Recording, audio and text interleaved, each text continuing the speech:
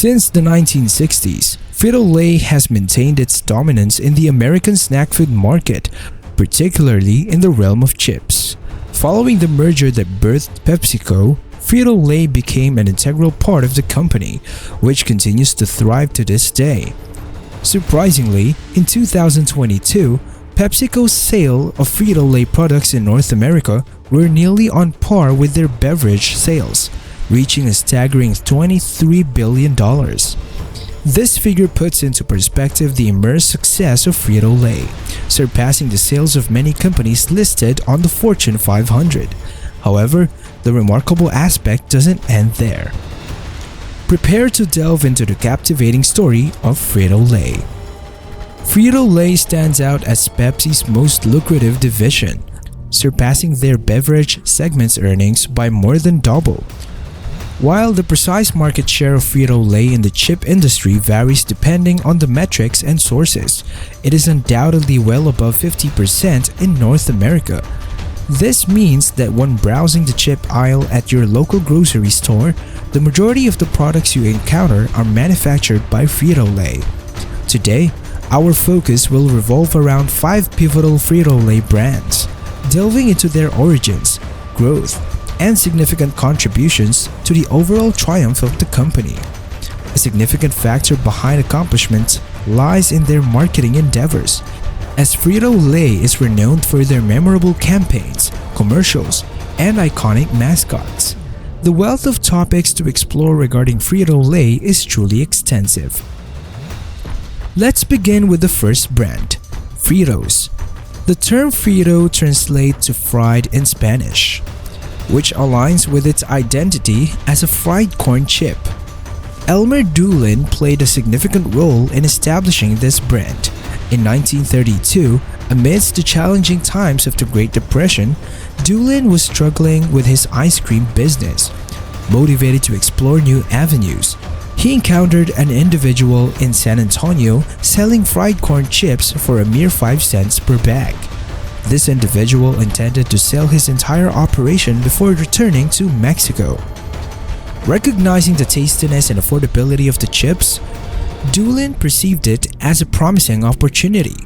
He purchased the recipe along with 19 customer accounts and the necessary equipment for the sum of $100. Initially, he sold the chips from his car, earning only a few dollars per day. However, impressive growth ensued over the years. Doolin progressed from operating out of his garage to establishing a dedicated manufacturing facility. He eventually relocated to Dallas, which facilitated easier distribution. As the business expanded, Doolin hired salesmen, and by the 1950s, Fritos had evolved into a multi-million-dollar enterprise. During that period, Fritos began advertising in nationally distributed magazines. However, the brand gained significant recognition through its mascot, the Frito Kid. In 1955, Disneyland, a popular theme park, opened its doors. Within a month, Elmer Doolin established a Mexican-inspired restaurant called Casa de Fritos inside the park. This venture became a major breakthrough for the Frito Kid, a cowboy character that had already been in existence for a couple of years. The Frito Kid was extensively used for promotions, including an unconventional vending machine at a restaurant where customers could purchase bags of Fritos for a nickel. The Frito Kid's popularity soared when he made an appearance on the Today Show in the first ever TV promotion for Fritos. It's important to note that the Frito Kid remained the mascot even after Elmer Doolin's passing from a heart attack in 1959. The Frito Kid retained his role through Frito's merger with Lay's in 1961 and subsequently with Pepsi in 1965. However, in 1967, the Frito Kid was replaced by a new mascot, the Frito Bandito, who proved to be more effective but also faced controversy due to his portrayal as a Mexican-American stereotype. Created by Tex Avery and voiced by Mel Blanc, known for their work on iconic Looney Tunes characters like Bugs Bunny and Speedy Gonzales, the Frito Bandito generated mixed reactions. The character Frito Bandito has faced criticism and accusations of being harmful and racist, even during this time. Frito-Lay conducted a survey, which indicated that 85% of Mexican Americans were not bothered by the character. However, the newly formed National Mexican American Anti-Defamation Committee persistently protested against it. As a result, several TV stations refused to air the commercials featuring Frito Bandito. Frito-Lay eventually redesigned the character, addressing some of the points of protest such as removing his gold tooth. However, it was not until the committee threatened a class action lawsuit amounting to $600 million against Frito-Lay in 1971 that the company agreed to cease using the character entirely. Throughout the following decade, Frito Bandito was replaced by WC Fritos, inspired by WC Fields, and the Munch-a Bunch Cowboys, who were later featured in a catchy song. Now, shifting the focus to my personal favorite, Cheetos. I must confess that there have been stages in my life where my fingers were practically orange all the time due to indulging in this snack. The name itself is likely a blend of cheese and Frito, and it was initially hyphenated. Cheetos became the next successful nationwide product launched by the Frito company. Elmer Doolin is credited as their inventor, dating all the way back to 1948 prior to any mergers. In fact, the triumph of Cheetos is believed to have played a significant role in the initial merger of Frito and Lay's. In 1945, these two separate companies began collaborating to assist each other in reaching consumers with their chips. Lay's obtained the rights to manufacture and sell Fritos in southeastern region of the United States that year. Consequently, 3 years later, when Cheetos were introduced, both companies joined forces to distribute them nationwide, leading to their rapid success by 1961. Their close collaboration made it a logical step to merge and create a company with annual sales exceeding $100 million. A decade later, Cheetos introduced their first mascot, which surprisingly was not a cheetah but a mouse. This choice seemed more fitting as mice are often associated with cheese. The mouse mascot exuded sophistication, dressed in a suit and speaking in a professional manner. This coincided with the launch of Cheetos Puffs, which received extensive advertising featuring the tagline, "I like these." However, the mouse mascot eventually phased out in the 1980s, and in 1986, the beloved Chester Cheetah made his debut with the iconic tagline, "It ain't easy being cheesy." Chester Cheetah, with his cool and carefree attitude, quickly became a hit and gained tremendous popularity. In 1992, there was an attempt by Fox to create a Saturday morning cartoon titled, "Yo, it's the Chester Cheetah Show." However, the show faced protest from certain groups who believe it would be a mere advertisement for junk food. Nonetheless, Chester Cheetah remained the focus of a video game released for home consoles that same year called Chester Cheetah, Too Cool to Fool. Notably, 1992 also marked the introduction of Flamin' Hot Cheetos, which became a sensation. In 1997, Chester Cheetah received a new voice actor and adopted a slogan, "Dangerously Cheesy," which continues to be used today. Moving on to the next brand, Ruffles. Their distinct feature is the ridges of the chips, which has been the central focus of many advertising campaigns. For instance, one memorable campaign featured Baby Horton saying his first word, "Ruffles have ridges." The emphasis on the ridges sets Ruffles apart from the ordinary potato chips, as they truly make a difference in texture and crunch. In 1948, Bernhard Stammer invented Ruffles, coincidentally the same year as the creation of Cheetos. Unlike Cheetos and the other snacks discussed thus far, Ruffles were not developed within Frito-Lay. Stammer had no association with the company. He successfully sold the chips for a decade before ultimately selling all the rights to the Frito company. It's worth noting that Fritos, Cheetos, and Ruffles were all successful products sold by the Frito company before their mergers with Lay's and Pepsi. However, the next brand we'll delve into was the first to be nationally launched after these mergers. Surely you're familiar with Doritos, which has grown to become one of the biggest players in the market. The name Dorito is derived from a Spanish word meaning little bits of gold.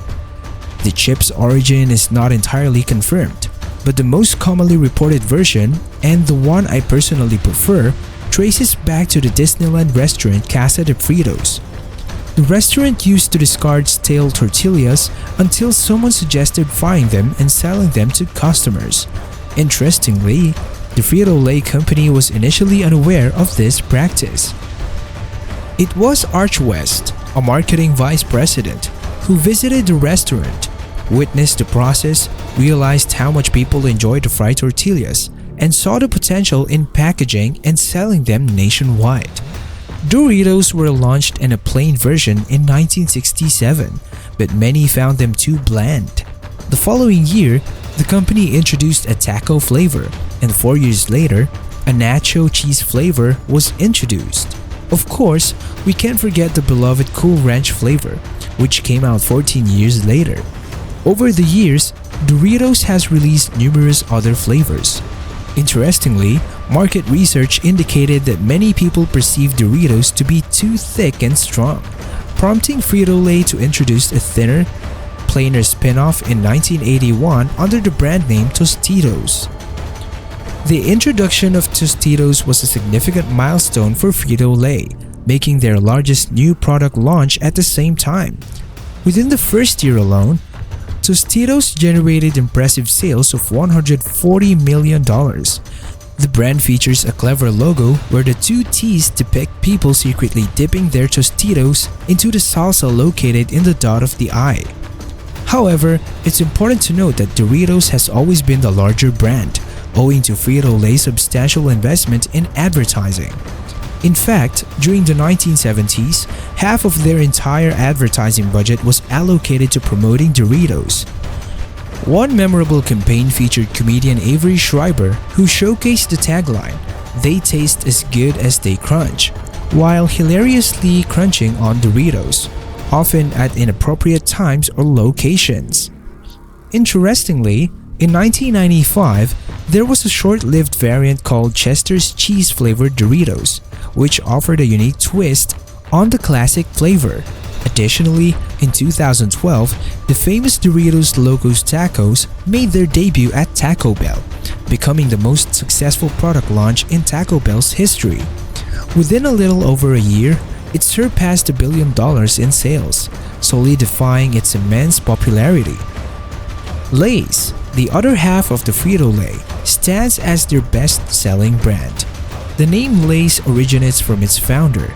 At the age of 10, Lay commenced his entrepreneurial journey by selling soft drinks near a small baseball park right across his front yard.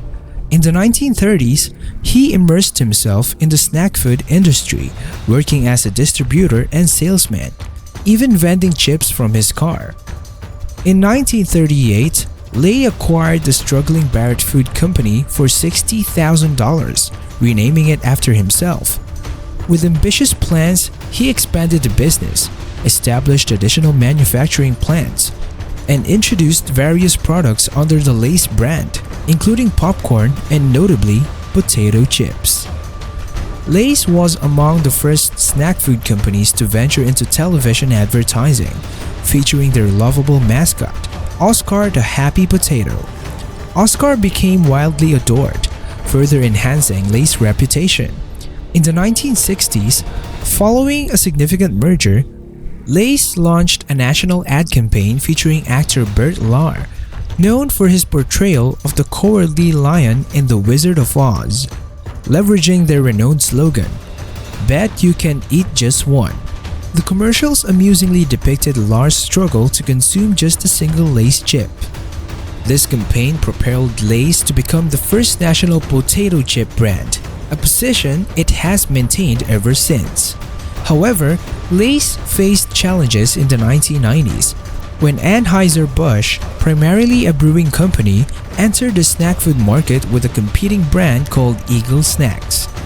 This sparked what became known as the Great Potato Chip War. Intense competition, coupled with internal factors, resulted in Frito-Lay losing some market share. To counter this, the company implemented cost-cutting measures, including laying off over 1,000 employees, while redirecting those savings toward product research and development. In 1990, Frito-Lay introduced Sun Chips, followed by the launch of Flamin' Hot Cheetos in 1992. As mentioned earlier, during the same year, they made significant changes to the formulas of Lay's and Ruffles. These modifications included adopting a new frying process and switching to cottonseed oil. The company promoted the revamped chips as being more delectable, crispy, and imbued with an enhanced potato flavor. A well-known commercial featuring basketball player Larry Bird shaving his head after losing a bet featured a slightly modified slogan, "Too good to eat just one." These endeavors played a crucial role in rejuvenating their profits and regaining a market share surpassing 50%. In 1996, the Eagle Snacks brand was discontinued, and 4 out of their 5 manufacturing plants were sold to Frito-Lay and Procter & Gamble, who, at the time, owned Pringles. Additionally, the rights to the Eagle Snacks brand name were acquired by the owners of Pringles. As you can see, Lay's and the entire Frito-Lay company have encountered numerous challenges and undergone significant transformations throughout their history. And that's a wrap for today's episode of Business Central. We hope you enjoyed delving into the fascinating world of business with us. Remember, the journey doesn't end here. Stay connected with us. Like, comment, subscribe to our channel, and click that notification bell so you won't miss a video.